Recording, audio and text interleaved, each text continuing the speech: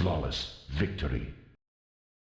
Hey guys, there is a lot to enjoy in Doom Eternal. The fast-paced action, the mobility, the thoughtful yet brutal approach to combat, and some pretty cool level design. However, that's not what this video is about. This video is about the completely underwhelming and unnecessary final level that leads up to the equally disappointing last boss in this game.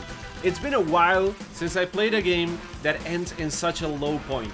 And what makes Doom's final battle even worse is that everything that came before it is just so good.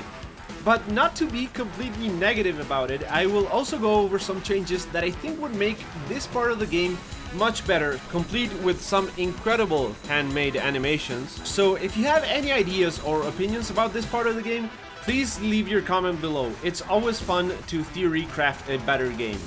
If you enjoyed this video, please stick around and check out my tips videos for Doom Eternal, and consider subscribing if you enjoy the channel. If you have finished the game, or if you don't mind me spoiling the details on the final parts of it, keep watching.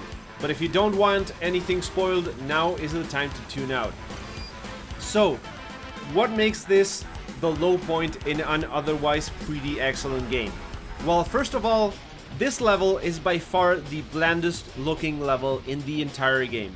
We get no monumental monsters and insane mechas permanently stuck in battle positions in Xenoblade-like fashion.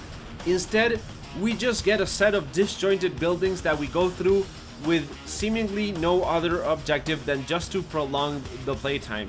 At this point, you've pretty much faced everything that the game has to offer, and you've battled in one of the coolest looking levels in the entire game right before this, which just makes the whole thing even worse because the difference in quality of both the level design and the artwork is pretty stark. The game actually starts with some pretty impressive city levels that are much more detailed, featuring incredible views, which goes even further at putting this last level in the absolute bottom tier out of all the levels in this game. And really, who needed this level? After aligning the 3 portals in the previous one, I was ready to jump straight into the final battle, teleport right in front of the Icon of Sin's face, and get ready to rip and tear with my Crucible. But instead, you get to see him walking by, which is actually pretty cool, but in no way justifies the need for this level and the amount of combat arenas that you go through. They just throw everything at you in a seemingly randomized mix of Doom Eternal demons. Tyrants, blood totems, it's all there, and it doesn't really add anything to the game. Then, when you get to the final boss, it turns out it's just a damage sink with 2 phases that have you repeating the same exact objective. In both phases, you have to shoot off 6 parts of the Icon of Sin, which adds up to shooting 12 destroyable sections of his body. The second part is even worse than the first one, not only because of how boring it gets, but because it can be very hard to tell which part you've already shot off. Instead of being the culmination of all the mechanics that the game has introduced at this point and doing something interesting with all your abilities, we get an arena with as many enemies as the game can render and what is essentially a wall that you have to shoot. The fight against the Can Maker with the super shotgun hooks and the blood punches showed that there is something interesting to be done if you combine the Doom's Slayer skills as part of a boss mechanic. The fight with the Icon of Sin is nothing but a waste of potential. I'm actually starting to think that they had to cut this part of the game short because it just doesn't make any sense to have such a prolonged fight if you're not going to do anything memorable with it, especially putting it right after a much better boss fight. Now, that's not to say the Can Maker boss fight is incredible, but compared to the Icon of Sin, it's a masterpiece. Maybe the worst part of this whole thing is that you get teased throughout the entire game with these massive Power Rangers style Demon Slayer mechs, and nothing ever comes out of it. There's even part of one in your castle just begging to be rebuilt, and I could have sworn that would be the last third of the game.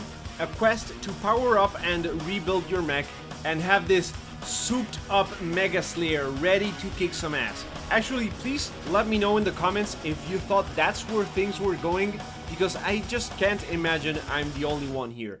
So, what could we do to make this better? What changes should be made to make the fight against the Icon of Sin the epic final encounter that it's supposed to be? As I said before, I would do entirely without the last level and just go straight to the battle with the Icon of Sin. I leave aside the whole, Power Rangers mechs, because that would mean changing way too much of the game, but I think the fight should be the culmination of everything you've been taught so far. Every skill should be applied, every weakness and weapon combination should play at least a small part in the fight. You've been told previously that the Crucible is the only way to defeat the Icon of Sin, so that should play an instrumental role in the fight, but not as a way to clear the combat arena of heavy enemies like it is now. It should be used to damage the Icon in a series of short cutscenes marking changes in the attack phases. So it should be a multi-staged fight in one single arena that's not filled to the brim with other enemies. Some amount of enemies should be there, but nowhere near what you get in the second phase of this fight. The Icon should have multiple weak points, like mounted weapons you have to destroy to eliminate his most powerful attacks, or if that doesn't fit with the design, you could blow up his Iron Man style hand cannons that he uses to light the arena on fire. These could also include some type of Marauder style green flash to them, forcing you to avoid the attacks and then using your super shotgun to grapple to them when they flash green. After that, a close shotgun blast would partially destroy them. Do this 2 or 3 times for each hand and you would trigger a prompt for a Crucible attack, which would sever the hands, eliminating this attack for the rest of the fight. To give you something else to do during the fight, attacking the head would require you to drop a protective shield using your plasma gun, after which damage could be done with a wide variety of different weapons. Damaging the head sufficiently would trigger a staggered state, and again your Crucible would play a key role. This time you would have to get in close by doing some light platforming with monkey bars or other platforms in the combat arena to reach the top of his head. This platforming session wouldn't require precision or timing, but I think it would be quite fitting given that this fight is all about showing the Doomslayer's skills. Once on top of him, you would use your Crucible to sever one of his horns and drop it on his arms or shoulders, either pinning him to the arena or disabling that arm completely. Once both his horns are off, we would get to a final stage where you have to dodge some beam attacks emanating from his mouth while firing at his eyes. Once both are destroyed, the fight is over. You would close in, carve an opening in his head using the Crucible, then jamming the sword into the opening using none other but the BFG, and once the hilt of the sword is inside the BFG's cannon, the Slayer would break the trigger, overloading it, causing a massive explosion of red and green to destroy the Icon from within while he jumps to safety. I realized this would require more work, especially for the animations, but scrapping the entire last level should free up at least some resources. I think it's a shame that the Icon of Sin is the worst out of the 3 boss fights in the game, so even scrapping either of the other boss encounters would make sense to me. As it is an extremely poor way to end the game, so I would rather not have the fight at all, or at least not have to go through that city level. Well, that's all I have for you today. If you have any ideas on what you would change or what you think about the game's ending in general, please leave your comment down below.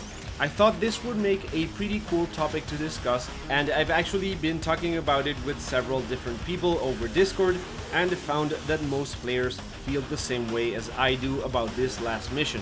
So please leave a comment, and as I said earlier, if you enjoyed the video, please check out the other videos on the channel and subscribe if you like them. Thanks for watching, and I hope to catch you in the next one.